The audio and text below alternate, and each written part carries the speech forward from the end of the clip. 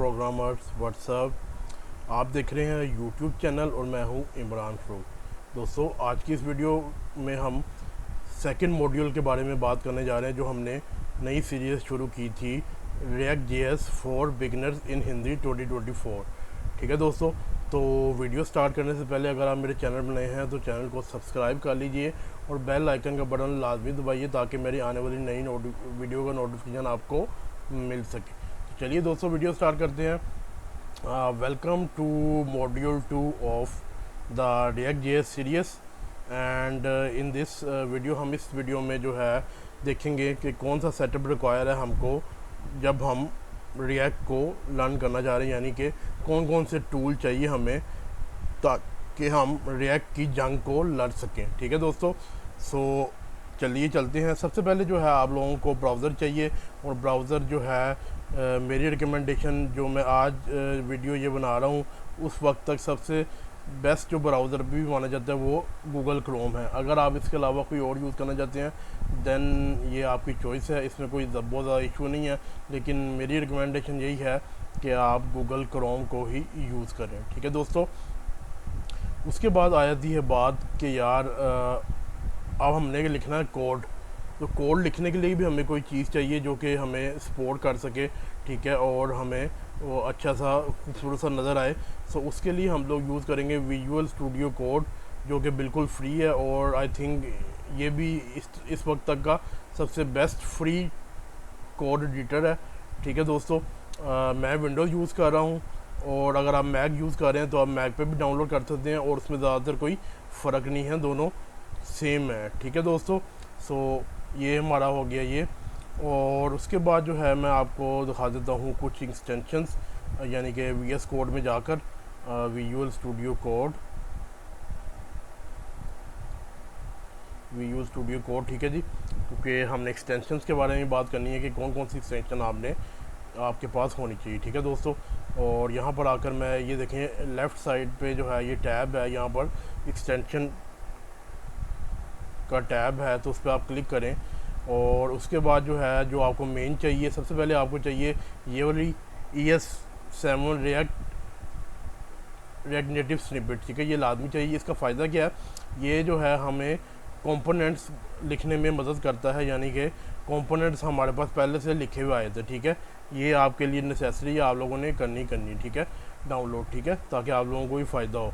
उसके बाद जो है सेकंड जो है मोस्ट यूजेबल वो है जी प्रीटियर क्या करता है, ये आपके कोड को फॉर्मेट कर देता है जो फॉर्मेट फॉर्म में नहीं होता। जैसे आप इस पर कंट्रोल S यूज़ करेंगे, यानी कि सेव करेंगे अपनी फ़ाइल को कोई भी, तो आपका वो क्या है वो खूबसूरत सा हो जाएगा, यानी कि फॉर्मेट कर जाएगा ऑटोमेटिकली।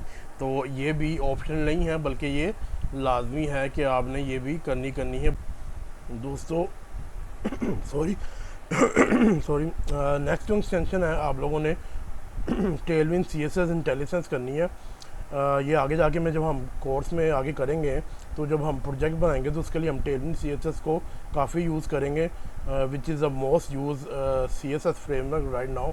तो आपको ये भी साथ इसका टच मिलेगा सीखने का और मैं आपको बताऊंगा कि इसका क्या फ़ायदा है। ठीक है दोस्तों, ये कुछ सी जो एक्सटेंशन थी जो लाजमी है।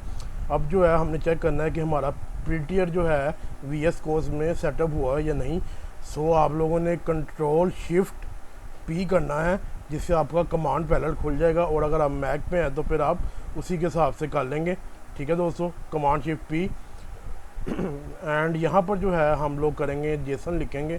ठीक है, और उसके बाद यहाँ पर देखिए लिखा हुआ आ रहा है ओपन यूज़र सेटिंग जेसन। ठीक है, इस पर हमने क्लिक करना है और इसके बाद देखें यहाँ पर editor.default फॉर्मेटर में कौन सा है मेरा प्रीटियर हुआ। ठीक है, अगर आपका ये नहीं हुआ तो आपने इस तरह ये लिख के और आपने फिर यहाँ पर उसको ये बता देना कि भाई ये प्रीटियर को यूज़ करे एज अ फॉर्मेटर।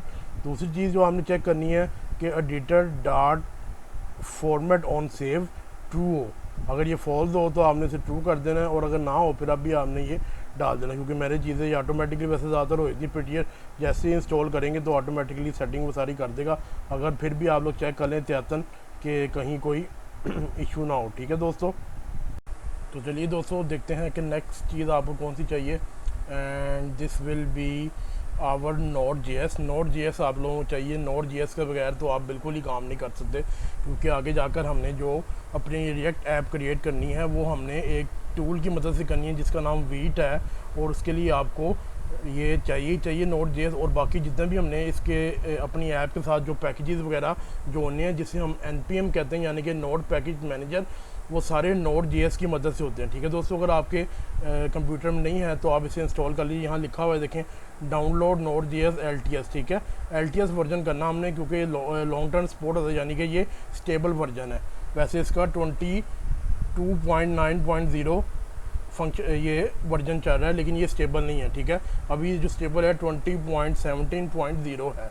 तो ये आप लोगों को चाहिए। बेसिकली ये रन टाइम है, जावास्क्रिप्ट रन टाइम है, और ये सबसे फेमस रन टाइम है इस टाइम। ठीक है, इसके अलावा बन भी है, लेकिन सबसे फेमस अभी तक नोड जे एस ही है। ठीक है दोस्तों, सो ये आपने लाजमी इंस्टॉल करना है। ठीक है जी, और अपनी करनी है, और अगर आपने पहले से इंस्टॉल किया हुआ है देन वेरी गुड। ठीक है जी, और उसके बाद जो है दोस्तों, आपके लोगों के पास एक गिटहब अकाउंट होना चाहिए।